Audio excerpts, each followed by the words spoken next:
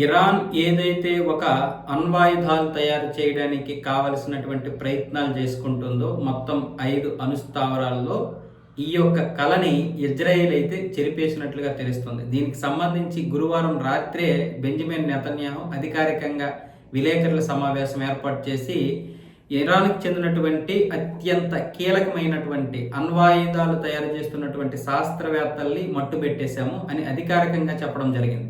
అంతేకాకుండా ఇరాన్కి చెందినటువంటి అత్యంత కీలకమైనటువంటి అణుస్థావరాల మీద కూడా మా యొక్క రక్షణ దళాలు దాడి చేశాయి, మేము విజయం సాధించాము.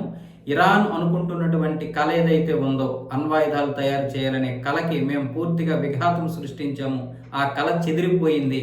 మేము 80% విజయం సాధించాము. మిగతా వాటిని కూడా పూర్తిగా నాశనం చేసేస్తే మా యొక్క విజయం నమోదైపోద్ది, మా యొక్క లక్ష్యం నెరవేరినట్లుగా ఉంటుంది. ఆ తర్వాత మేము యుద్ధాన్ని ముగించేస్తామన్న విధంగా బెంజమిన్ నెతన్యాహు అయితే రాత్రి మాట్లాడడం జరిగింది. దీని గురించి ఇరాన్ కూడా కంగారు పడుతుంది. మరొక వైపు మెస్తబా కూడా చావు బ్రతుకుల్లో ఉన్నాడు. ఆయన పరిస్థితి చాలా తీవ్రంగా ఉన్నట్లు తెలుస్తుంది. ఇలాంటి నేపథ్యంలో ఇజ్రాయెల్ ఏమొచ్చేసి దాడులు పెంచుతుంది. ఇరాన్ కూడా దాడులు పెంచుతోంది, కానీ ఒక విధంగా భయపడుతున్నటువంటి పరిస్థితుల్లో కూడా ఉంది.